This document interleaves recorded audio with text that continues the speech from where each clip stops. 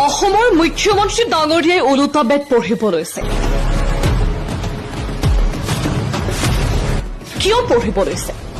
আপোনাক এতিয়া অসমৰ ৰাইজে সুধি আছে নেকি অসমত মিয়াৰ সংখ্যা কিমান আছে? আপুনি যে পাগলৰ নিচিনা আবুল তাবুল বকিছে এতিয়া। আপোনাক বিচৰা হৈছে জুবিন গাৰ্গৰ হত্যাৰ ন্যায়। আজি যে আপুনি মিয়া মিয়া চিঞৰি আছে, জুবিন গাৰ্গ হত্যাৰ লগত কেইজন মিয়া জড়িত হৈ আছে। মিয়াৰ জনসংখ্যা বৃদ্ধি হ'ব পাৰে, কিন্তু উপদ্ৰৱ বঢ়া নাই। আজি জুবিন গাৰ্গৰ হত্যাৰ লগত অসমীয়া যেনেকৈ দৌৰিছে, মিয়াই তেনেকৈ দৌৰিছে। মিয়াই তেওঁৰ কাৰণে প্ৰতিবাদ কৰিছে, মিয়াই তেওঁৰ কাৰণে প্ৰাৰ্থনা কৰিছে।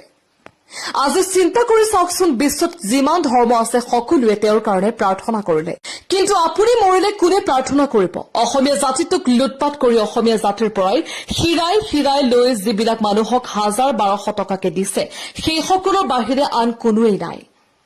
এনেদৰে এজন যুৱকে হিমন্ত বিশ্ব শৰ্মাক উভতি ধৰিছে। আহক দেখুৱাব বিচাৰিছো। মুখ্যমন্ত্ৰী ডাঙৰীয়াই ওলোটা বেট পঢ়িবলৈ লৈছে। কিয় পঢ়িবলৈ লৈছে? আপোনাক এতিয়া অসমীয়া মানুহে সুধি আছে নেকি অসমত মিয়াৰ সংখ্যা কিমান আছে? আপুনি যে পাগলৰ দৰে আবুল তাবুল বকিছে এতিয়া। আপোনাক বিচাৰি আছে জুবিন গাৰ্গৰ হত্যাৰ ন্যায়। আজি মিয়া মিয়া যে চিঞৰি আছে, জুবিন গাৰ্গৰ হত্যাৰ লগত কেইজন মিয়া জড়িত হৈ আছে?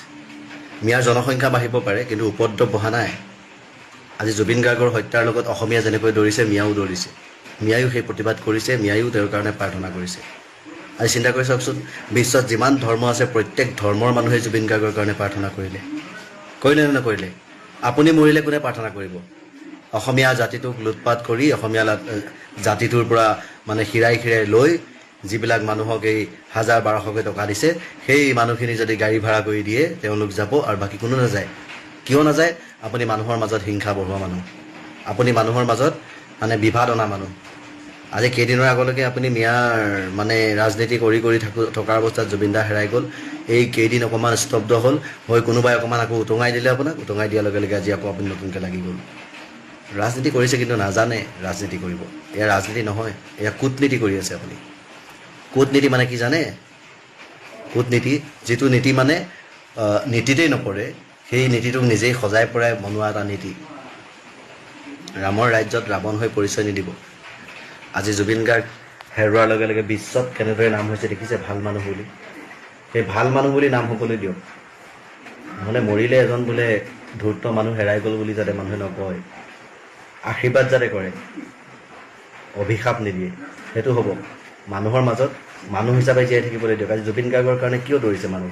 জুবিন গাৰ্গে কেতিয়াও হিন্দু মুছলমান কৰা নাছিল। জুবিন গাৰ্গে মিয়া বুলি ভবা নাছিল, বা বাংলাদেশী বুলি ভবা নাছিল, কিবা বুলি ভবা নাছিল।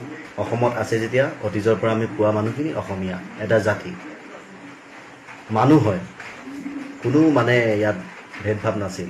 সেইকাৰণে আজি সেই মানুহৰো তেওঁৰ ওপৰত ভেদভাৱ নথকাকৈ সকলোৱে তেওঁক দোৱা প্ৰাৰ্থনা কৰিছে। খ্ৰীষ্টানে নিজৰ ধৰ্মত নিজৰ কৰ্ম কৰিছে, আমাৰ হিন্দু মানুহে প্ৰাৰ্থনা কৰিছে, কোনোবাই পূজা পাতিছে ঘৰত, মুছলমান মানুহে দোৱা কৰিছে। কিয় কৰিছে? এজন ভাল মানুহ হেৰাই গ'ল। এজন গায়ক বুলি নহয়, বুজি পালে? এজন গায়ক বুলি নহয়। শংকৰদেৱে যেনেকৈ সম্প্ৰীতি সিঁচি থৈ গৈছিল, আজি নতুনকৈ আকৌ জুবিন গাৰ্গেও সম্প্ৰীতি সিঁচি থৈ গ'ল। গুৰু হয়, ধৰ্মৰ মানে জাতিৰ গুৰু হয় তেওঁ, সঁচা কথা ক'বলৈ গ'লে।